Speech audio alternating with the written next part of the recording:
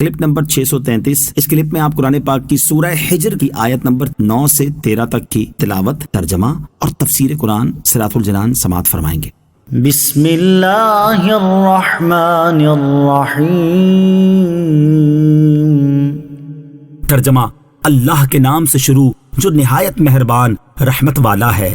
اِنَّا نَحْنُ نَزَّلْنَا الذِّكْرَ وَإِنَّا لَهُ لَحَافِظُونَ۔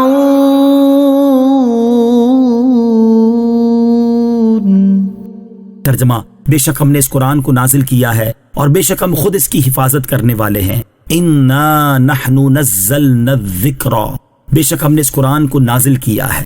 اس آیت میں کفار کے اس قول اے وہ شخص جس پر قرآن نازل کیا گیا ہے کا جواب دیتے ہوئے اللہ تعالیٰ نے ارشاد فرمایا، اے حبیب صلی اللہ تعالی علیہ وسلم، بے شک ہم نے آپ پر قرآن نازل کیا ہے اور ہم خود تحریف، تبدیلی، زیادتی اور کمی سے اس کی حفاظت فرماتے ہیں۔ قرآن مجید کی حفاظت، یاد رہے کہ تمام جن و انس اور ساری مخلوق میں یہ طاقت نہیں کہ قرآن کریم میں سے ایک حرف کی کمی بیشی یا تغییر اور تبدیلی کر سکے، اور چونکہ اللہ تعالیٰ نے قرآن کریم کی حفاظت کا وعدہ فرمایا ہے اس لیے یہ خصوصیت صرف قرآن شریف ہی کی ہے، دوسری کسی کتاب کو یہ بات میسر نہیں۔ قرآن کریم کی یہ حفاظت کئی طرح سے ہے۔ نمبر 1، قرآن کریم کو معجزہ بنایا کہ بشر کا کلام اس میں مل ہی نہ سکے۔ نمبر 2، اس کو معارضے اور مقابلے سے محفوظ کیا کہ کوئی اس کی مثل کلام بنانے پر قادر نہ ہو۔ نمبر 3، ساری مخلوق کو اسے معدوم کرنے سے عاجز کر دیا کہ کفار شدید عداوت کے باوجود اس مقدس کتاب کو معدوم کرنے سے عاجز ہیں۔ تاریخ شاہد ہے کہ اگر کسی نے قرآن کے نور کو بجھانے،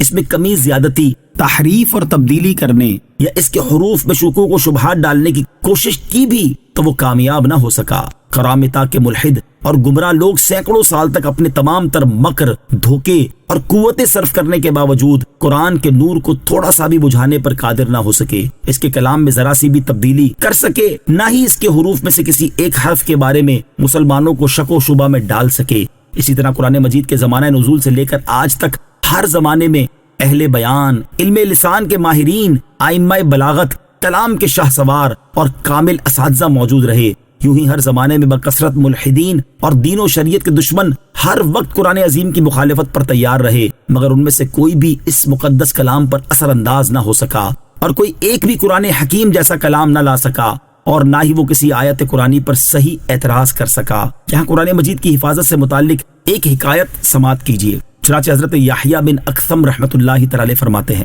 مامون رشید کی مجلس میں ایک یہودی آیا اور اس نے بڑی نفیس، عمدہ اور ادیبانہ گفتگو کی۔ مامون رشید نے اسے اسلام کی دعوت دی تو اس نے انکار کر دیا۔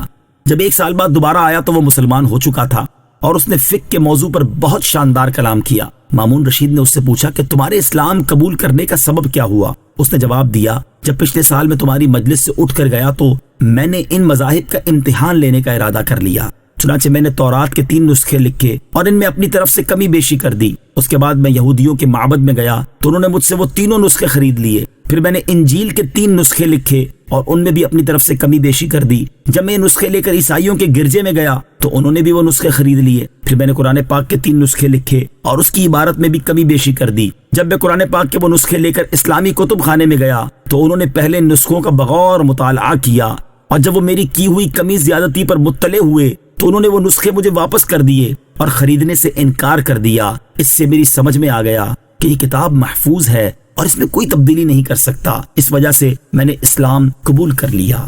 وَلَقَدْ أَرْسَلْنَا مِن قَبْلِكَ فِي شِيَعِ الْأَوَّلِينَ وَمَا يَأْتِيهِم مِّن رَّسُولٍ إِلَّا كَانُوا بِهِ يَسْتَهْزِئُونَ كَذَلِكَ نَسْلُكُهُ فِي قُلُوبِ الْمُجْرِمِينَ لا يؤمنون به وقد خلت سنة الأولين۔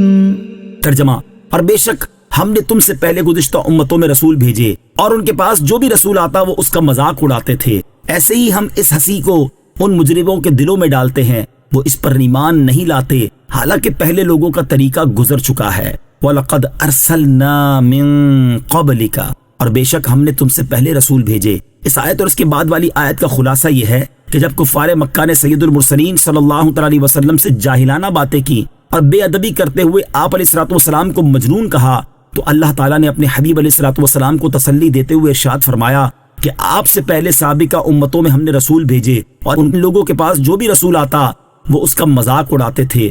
کفار کی اپنے انبیاء اور رسولوں علیہ الصلوۃ والسلام کے ساتھ یہ روش سابقہ زمانوں سے چلی آ رہی ہے، لہٰذا اے حبیب صلی اللہ تعالی علیہ وسلم آپ بھی دیگر انبیاء و مرسلین علیہ الصلوۃ والسلام کی طرح اپنی قوم کی اذیتوں پر صبر فرمائیں۔ کذالک، ایسے ہی۔